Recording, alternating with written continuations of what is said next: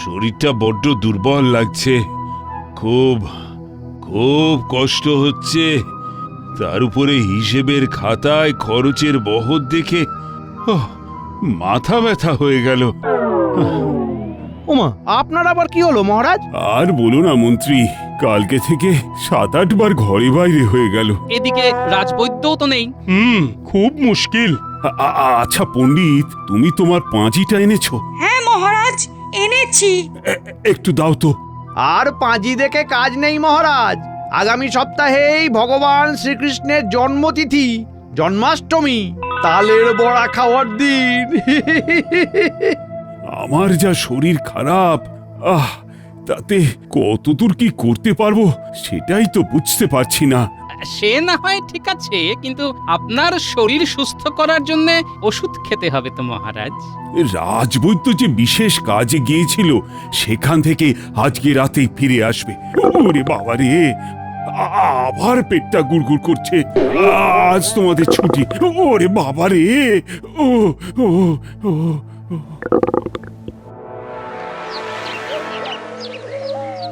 রে, তোরা ব্যাপারটা বুঝতে পারছিস তো?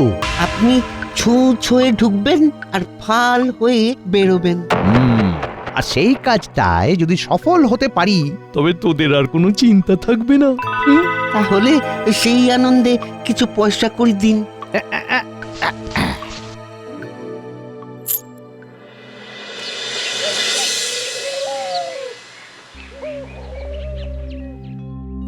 ও রানী, কি কষ্ট! আবার জ্বর চলে এলো। একই মহারাজ, আপনার পেটের সমস্যা মাথায় উঠে গেল?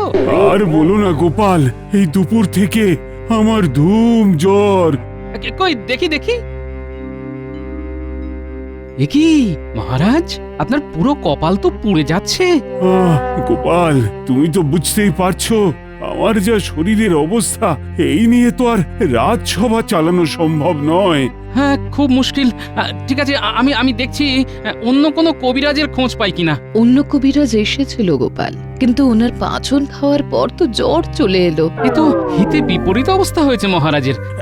একটা কথা শোনো গোপাল, আমার শরীর খারাপ বলে এবারে জন্মাষ্টমীর পুজোয় যেন কোনো খামতি না হয়। তোমরা সকল সভাসদেরা মিলেমিশে দায়িত্ব নিয়ে কাজটা করবে। রাজবৈদ্য তো আজকে রাতেই চলে আসবেন। আমি রাজবৈদ্যর বাড়িতে বলে রাখছি যেন অতি শীঘ্র রাজবাড়িতে চলে আসেন। আচ্ছা।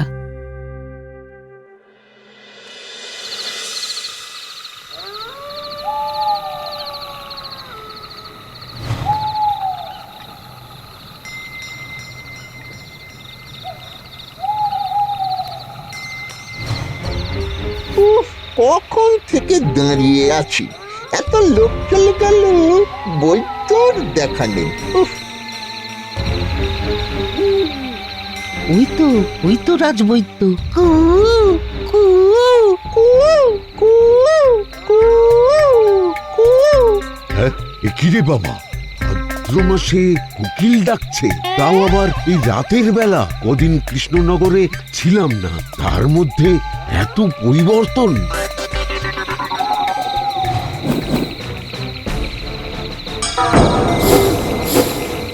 এই ছাড় বলছি, ছাড়।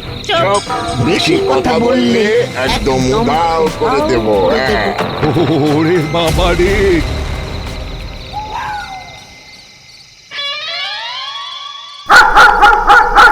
এত রাত হয়ে গেল, এখনো রাজবৈদ্য এলো না যে। না, যাই দেখি, একটু সামনের দিকটা এগিয়ে যাই। আমার মনটা তখন থেকে কেমন গেছে। এত রাত হয়ে গেল, এখনো রাজবৈদ্যর দেখা নেই। আরে আরে, এই তো দেখে মনে হচ্ছে রাজবৈদ্যর থলে। আরে এই তো বিভিন্ন পচনের শিশি, তার মানে নিশ্চয়ই রাজবৈদ্য আশেপাশেই কোথাও একটা রয়েছেন। উফ, সারা রাত খুঁজলাম, কোথাও রাজবৈদ্যকে দেখতে পেলাম না। না, যাই, ব্যাপারটা মহারাজের কাছে জানাই গিয়ে।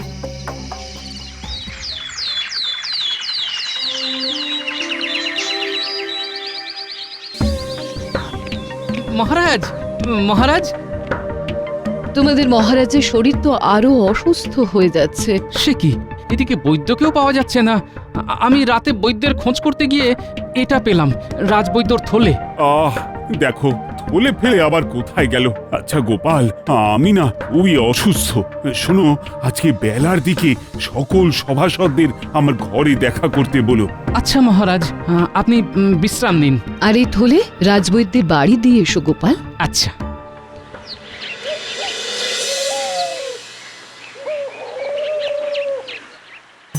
শোনো, তোমাদের উদ্দেশ্যে একটা কথা বলি। আমার শরীরের যা অবস্থা, তাতে কখন কি হয় সেটা তো আমি জানি না। ভবিষ্যতের কথা চিন্তা করে আমি যতদিন না সুস্থ হচ্ছি ততদিন আমার রাজত্বের দেখভাল মন্ত্রী করবে। এই নাও মুক্তারনামা। যথা আজ্ঞা মহারাজ, আমি নিপুণ হাতে সব বুঝে নেব। উফ, কি মজা, আমি এখন রাজা। মহারাজ, বলছিলাম যে কদিন পরেই তো জন্মাষ্টমী। রাজবাড়িতে প্রত্যেক বছরের মতো এবারেও তো পুজো হবে। ওই সেই পুজোতে কার কার কি দায়িত্ব থাকবে একটু যদি বলে দেন। গোপাল, তুমি দশকর্মার বাজার দোকান করবে, সভাকবি আলপনা দেবে, আর পণ্ডিত পুজোর বাসনপত্র সব ধুয়ে মুছে রাখবে।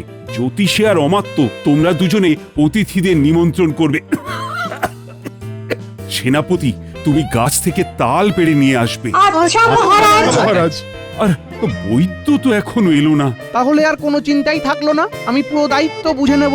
আপনি মহারাজ এখন নিশ্চিন্তে বিশ্রাম নিন। আমি তো এখন সাময়িক রাজা, আমি সব সামলে নেব। বাহ বাহ বাহ বাহ, সাময়িক দায়িত্ব পেয়ে যেন সাপের 5 পা দেখেছে। যেহেতু জন্মাষ্টমীর পুজোর আর বেশি দেরি নেই, তাই তোমরা আজ থেকেই কাজ শুরু করে দাও। আর আজকে সন্ধ্যেবেলার মধ্যে বাইরের কাজ মিটিয়ে আমার সাথে রাজবাড়ির ঠাকুর দালানে দেখা করো, কেমন? আচ্ছা আচ্ছা।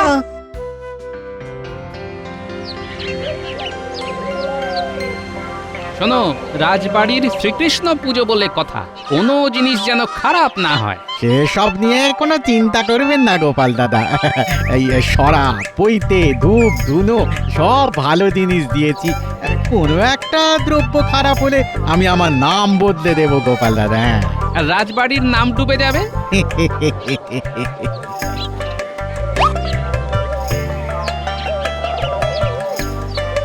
ব্যাস, মোটামুটি কাছাকাছি সকল গ্রামবাসীদেরকেই নিমন্ত্রণ করা হয়ে গেল।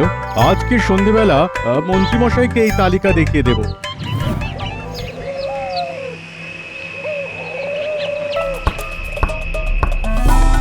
হে ঠাকুর, হে ভগবান শ্রীকৃষ্ণ, আমাকে এখান থেকে বের করো, উদ্ধার করো ঠাকুর, উদ্ধার করো। কি কুক্ষণে যে এই জঙ্গলের রাস্তা দিয়ে ফিরতে গেলাম কে জানে।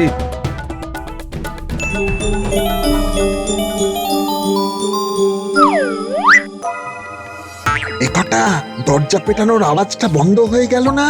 হ্যাঁ, তাই তো, মরে গেল না তো। চল ঘরে ঢুকে দেখি।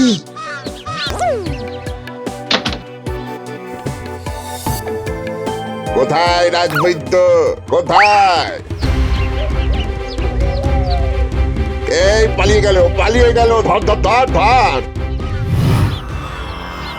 দূর দূর, ওদের দিয়ে যদি একটা কাজ ঠিক করে হয় তাহলেই হয়েছে। জলজ্যান্ত মানুষটা ঘর থেকে পালিয়ে গেল। আমরা বুঝতে পারিনি মন্ত্রী মশাই আমাদের এভাবে ধাপ্পা দিয়ে পালাবে। এবার তো মহারাজের কাছে গিয়ে সব গড় গড় করে বলে দিক, মহারাজকে ওষুধ দিক, আর আমার সব পরিকল্পনা চৌপাট হয়ে যাক। আপনি আগে আগেই সব ভেবে নিয়েছেন। আমরা তো মুখ ঢেকেই ছিলাম। বৈদ্য সেইভাবে কিছু বুঝতে পারেনি আমরা কে বা কারা। আর এখন তো আপনি মহারাজের ঘরে বৈদ্যকে ঢুকতেই দেবেন না। আর যদি মহারাজের জন্য কোনো পদ্য নিয়ে আসে তাহলে সেটা পাল্টে দেবেন।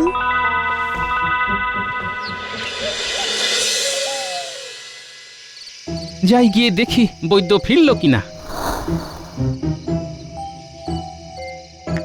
আরে, তুমি ফিরে এসেছো যে? কোথায় ছিলে তুমি? তোমার থলে তো জঙ্গলের রাস্তায় পড়েছিল। আমাকে দুজন বন্দি করে রেখে দিয়েছিল, বুদ্ধি করে পালিয়ে এসেছি। বুঝলাম, মহারাজ ভীষণ অসুস্থ, বাইরের কোনো কবিরাজ বৈদ্যের পথে কাজ হচ্ছে না। চলো চলো চলো। আমি এক্ষুনি মহারাজের সাথে দেখা করতে যাচ্ছি।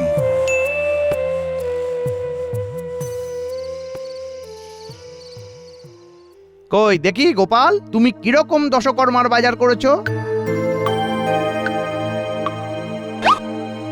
এ কি গোপাল, এক একটা পাটকাঠি এক এক মাপের কেন? কোনোটা একটু সরু, কোনোটা একটু মোটা।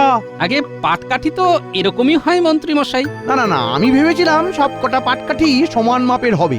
যাও, তোমার চাকরি গেল। কালকে থেকে তুমি আর এই রাজবাড়ির সভাসদ নও, কেমন? এ কি কথা বলছেন মন্ত্রী মশাই?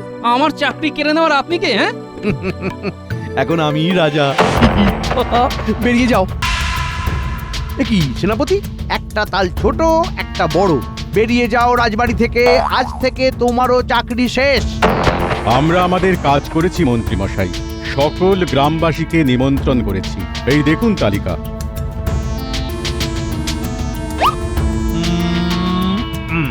সে তো বুঝলাম, কিন্তু এই তালিকায় তো আমার নাম নেই। শুধু নাম বলে না, আমি এই রাজ্যের রাজা। দেখি, আপনাকে নিমন্ত্রণ করার কোনো মানে হয়? আপনি তো এমনিতেই আছেন। ওসব এমনি অমনি বুঝি না। তোমাদেরও চাকরি গেল। শুধু তাই নয়, আমি আর কোনো পুরনো অপদার্থ রাজসভাসদদের নিয়ে কাজ করতে পারবো না। তোমাদের সবার ছুটি। আপনার অবর্তমানে মহারাজের কি অবস্থা হয়েছে দেখুন রাজবৈদ্য মশাই। একদম চিন্তা করবেন না রানীমা, আমি কালকে সকাল সকাল পাচন নিয়ে আসবো। কালকে বিকালের মধ্যে সুস্থ হয়ে যাবেন। তাই তাই করো বৈদ্য, তাই করো।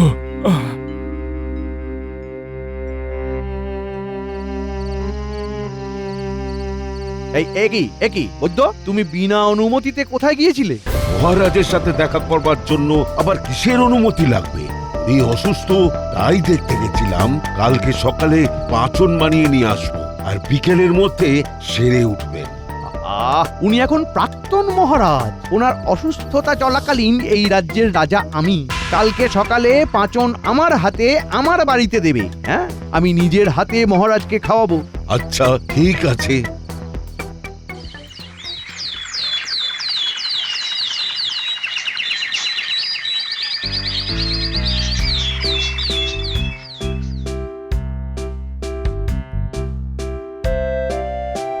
এই নিন মন্ত্রী মশাই, আমার বানানো অব্যর্থ পাঁচন। ঠিক আছে, ঠিক আছে। যদি মহারাজের রোগ না সারে, আমি তোমাকে রাজসভা থেকে তাড়িয়ে দেবো বৈদ্য। না না না না না না, সারবে সারবে। বেশ, তুমি এখন এসো। এইবার পাঁচনটা বদলে ফেলতে হবে। মহারাজকে সুস্থ হতে দেওয়া যাবে না। যতদিন অসুস্থ ততদিনই আমি রাজা।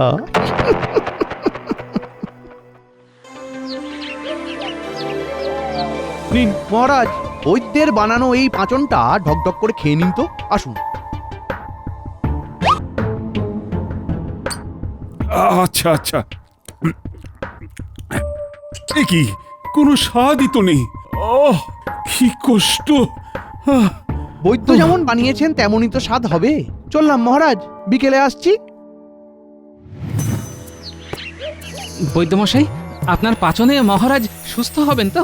নিশ্চয়ই হবে। এর আগেও আমার এই পাচনে সুস্থ হয়ে উঠেছেন, এবারেও হবেন। মহারাজের জ্বরটা একবার গা থেকে নামলেই সুস্থ হয়ে উঠবেন। জন্মাষ্টমীর আগে মহারাজের সুস্থ হয়ে ওঠা খুব দরকার। মন্ত্রী মশাই ক্ষমতা পেয়ে আমাদের সবার চাকরি খেয়েছেন। এবার আমার দেওয়া পাচনে মহারাজ সুস্থ না হলে আমার চাকরিও খাবেন। তুমি নিজে হাতে মহারাজকে পাচন দিয়ে এসেছো তো? তাহলে তো ভালোই হতো।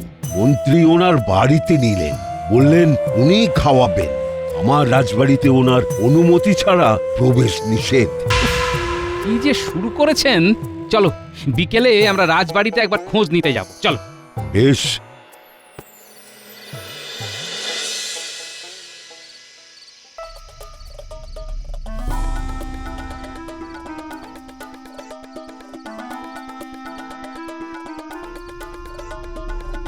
একই বৈদ্য আর গোপাল, তোমরা আবার এখানে এসেছো কেন? মহারাজের খোঁজ নিতে এলাম। তোমার পাচনে কাজ হয়নি বৈদ্য, তোমার রাজসভার চাকরি শেষ। না না, এ হতে পারে না। এটাই হয়েছে। বেরিয়ে যাও।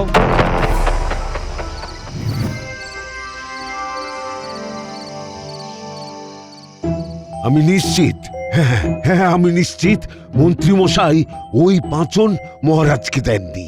নইলে মহারাজ সুস্থ হতে বাধ্য। আমরা রাজবাড়িতে ঢুকতে পারবো না, এদিকে পাঁচনও খাওয়াতে হবে। একটা একটা উপায় ভাবতে হবে, বুঝলে, কি করে পাঁচন খাওয়ানো যায়। এই পাচন অব্যর্থ পাচন, এক ফোঁটা খেলেও মহারাজ সুস্থ হবেন। কোনো খাবারে মেশাতেও হবে না, পাঁচন মহারাজ নিজে হাতে খাবেন। এর জন্য চাই একটা বই আর একজন লেখক। লেখক তো আমাদের কবি আছে। শোনো, তুমি তোমার জড়িবুটি গুঁড়ো করে আমার কাছে নিয়ে এসো, আমি কবির সাথে কথা বলে বাকি ব্যবস্থা করছি। আচ্ছা,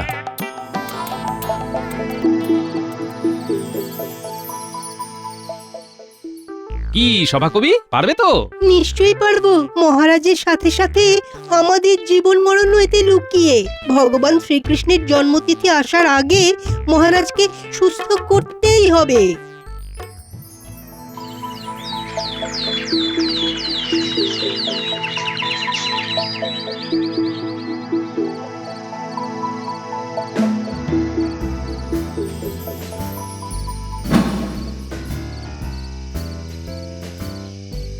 একি সভাকবি, আপনি কি করছেন? আমি মহারাজের সাথে দেখা করতে এলাম। মহারাজের তো মরমর অবস্থা, তাই ওনাকে শেষকালে কিছু কবিতা শোনাবো। রাজবাড়ি ঢোকা নিষেধ, মন্ত্রী মশাই বলে দিয়েছেন। ঠিক আছে, তাহলে মহারাজকে বলো এই বইটা যেন উনি নিজে মানে বুঝে পড়েন। ওনার যা অবস্থা, উনি তো আর থাকবেন না, তাই ওনার জন্য এই শেষ উপহার। বেশ,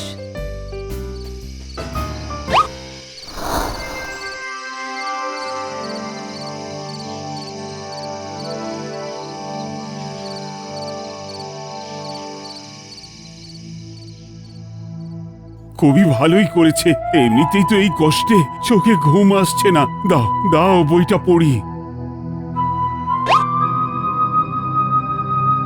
আমাদের রাজ্য স্বর্গরাজ্য, কৃষ্ণনগর নাম, মহারাজা কৃষ্ণচন্দ্রের এই রাজ্যেই ধাম। বাহ বাহ বাহ, কি সুন্দর কবিতা লিখেছে। হ্যাঁ,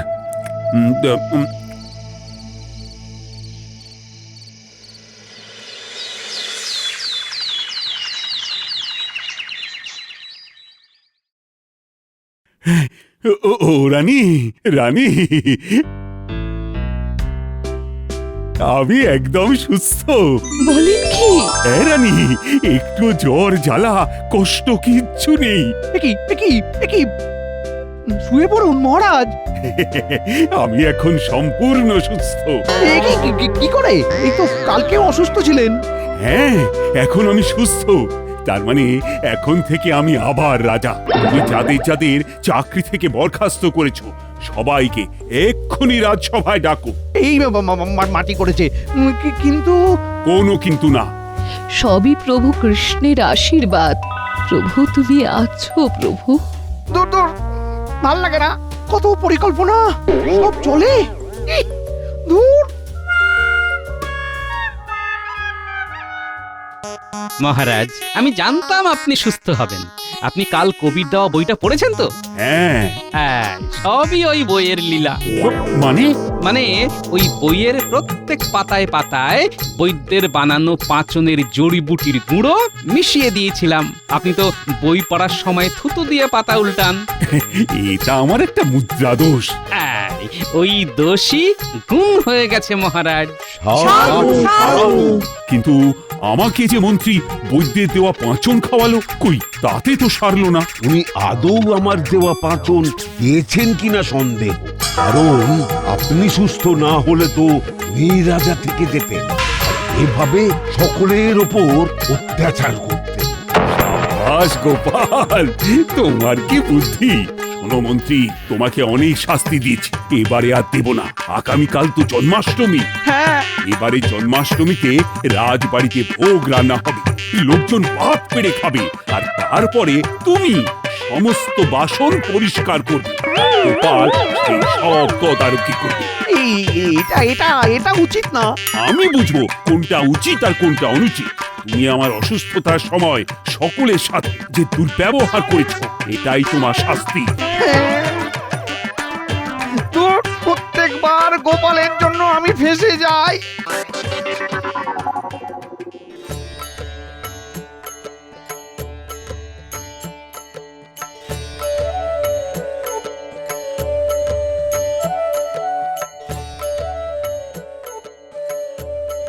জোর হাত করে বলুন, জয় শ্রীকৃষ্ণ।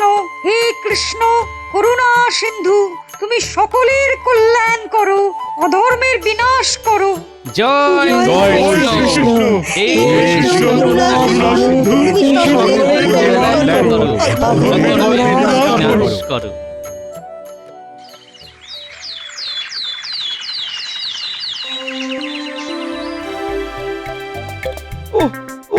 দূর দূর দূর, ইস, পুরো জীবনটা কালি হয়ে গেল।